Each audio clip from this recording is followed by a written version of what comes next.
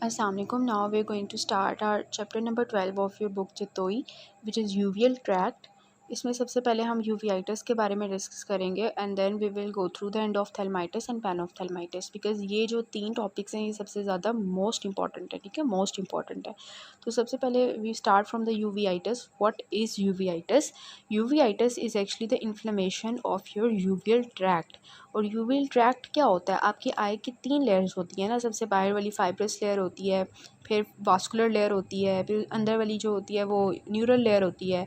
ठीक है, तो जो आपका वास्कुलर लेयर होती है ना उसको आप यूवियल ट्रैक्ट कहते हो, जिसके अंदर 3 चीज़ें होती हैं. सीलिडी बॉडी होती है, कोराइड होता है और आइरिस होता है. ठीक है, पीछे से आगे तरफ जाएं तो क्या होता है? कोराइड होता है सबसे पहले, फिर सीलिडी बॉडी होती है और आइरिस होती है, और it is highly pigmented and vascular layer.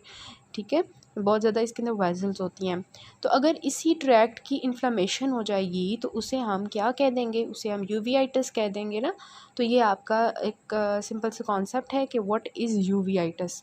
फिर हम यूवियाइटिस को दरअसल क्लासीफाई करते हैं कि क्लासीफाइंग द यूवियाइटिस किस तरह से क्लासीफाई कर सकते हैं हम इसे जो है एनाटमिक लोकेशन के लिहाज से क्लासीफाई कर सकते हैं.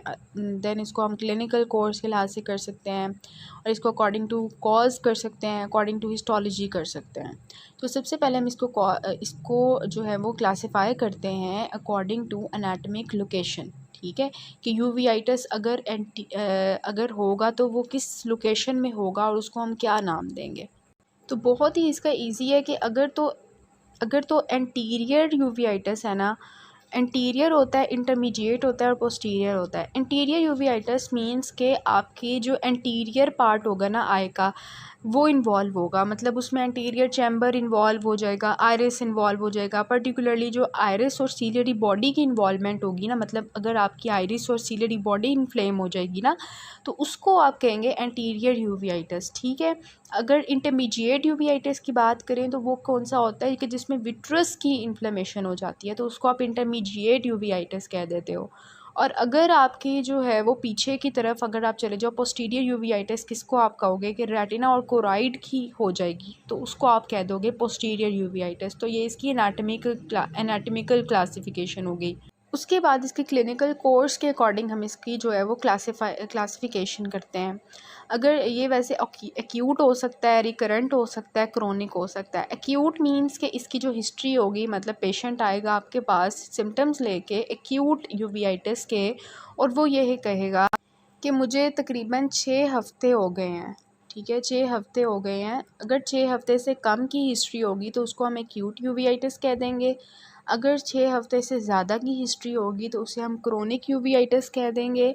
और अगर अगर रिपीटेड एपिसोड्स आएंगे 3 मंथ्स के अंदर अंदर, ठीक है, मतलब पहले एक बंदे को पहले यूवियाइटिस हुआ, उसके सिम्टम्स आए, ठीक है, और उसके बाद जो है अगले महीने भी हो गया, ठीक है, तो उसको कहते हैं कि रिकरेंट यूवियाइटिस. ये नहीं है कि वो कहे एक मतलब अभी हुआ और 1 साल बाद दोबारा हो गया. That is not recurrent. 3 month के अंदर अगर उसे जो है वो 2 दफ़ा मतलब रिपीटेड एपिसोड्स आ रहे हैं यूवियाइटिस के, तो उसको हम कहते हैं रिकरेंट यूवियाइटिस. तीसरी जो इसकी होती है इटियोलॉजी के बेस पे क्लासिफिकेशन होती है इन्फेक्शियस या नॉन इन्फेक्शियस. ठीक है, इन्फेक्शियस मतलब कि यूवियाइटिस जो हो रहा है, इन्फ्लेमेशन जो यूवियल ट्रैक्ट की हो रही है वो किसी बैक्टीरिया की वजह से हो रही है. ठीक है, कोई ऑर्गेनिज्म है जो इन्वॉल्व है, उसको हम कह देंगे. ठीक है, तो ये उसको हम कह देंगे इन्फेक्शियस यूवियाइटिस. और अगर नॉन इन्फेक्शियस की बात करें तो उसमें ऑब्वियसली कोई ट्रॉमा की हिस्ट्री होगी या कोई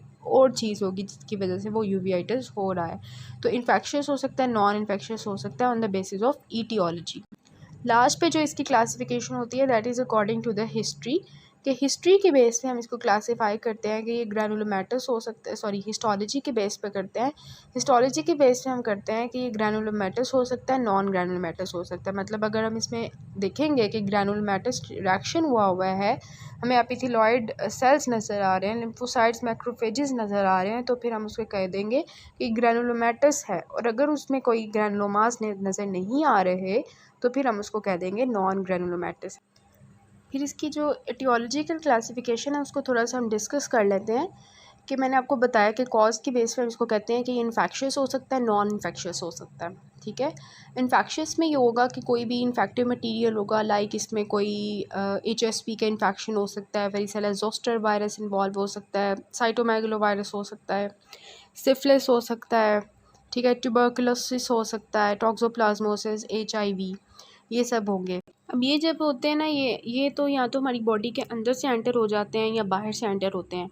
अब अंदर से तो ये आसानी से चले जाते हैं ना आई के अंदर के ब्लड के थ्रू, ठीक है, एंडोजिनस इन्फेक्शन इसको कहते हैं।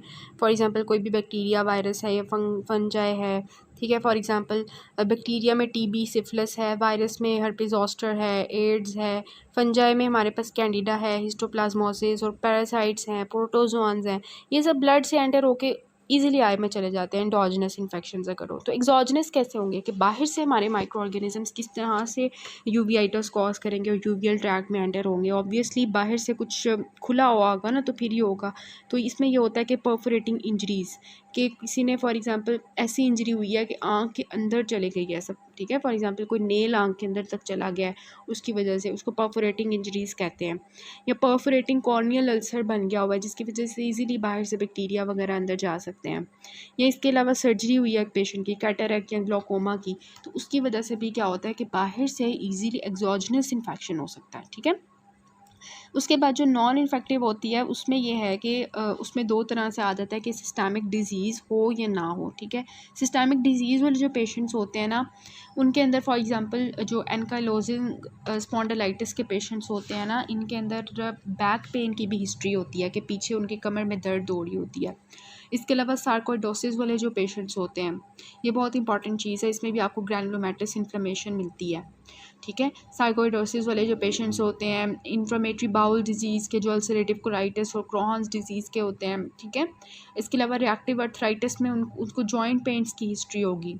इसके अलावा बैसिस डिजीज़ जो होता है, इसमें क्या होता है कि इसमें ना ब्लड वेसल्स की इन्वॉल्वमेंट हो जाती है, पूरी बॉडी की जो ब्लड वेसल्स होती हैं उनकी इन्फ्लेमेशन हो जाती है, जिसकी वजह से क्या होता है कि उनको जेनिटल अल्सर्स भी मिलते हैं, ओरल अल्सर्स भी मिलते हैं, मतलब उनकी जेनिटल अल्सर्स भी हमें मिलेंगे और ओरल अल्सर्स भी मिलेंगे, और साथ में उनकी यूवीआइटिस भी हुआ होगा, बेसेट सिंड्रोम वाले जो लोग होते हैं।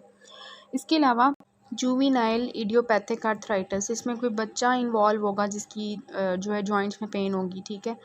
और अगर हम दूसरी इसकी देखें नॉन इन्फेक्शियस की विदाउट सिस्टमिक डिजीज़, तो उसमें क्या होता है, फॉर एग्जांपल ट्रॉमा की हिस्ट्री होती है, ऑक्यूलर सर्जरी की हिस्ट्री होती है, ठीक है, ये ड्रग्स की हिस्ट्री होती है। ये भी नॉन इन्फेक्शियस केसेस हैं, लेकिन यह है कि इसके बाद कोई इन्फेक्शन हो सकता है, जैसे मैंने आपको पहले बताया।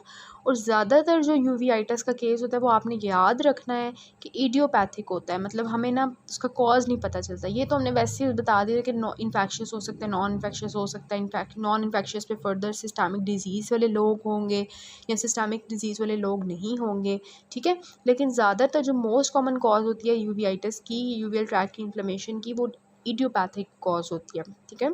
तो ये हो गई हमारी यूवीआइटिस की classification and what is uveitis. Next से हम देखते हैं एंटीरियर यूवीआइटिस।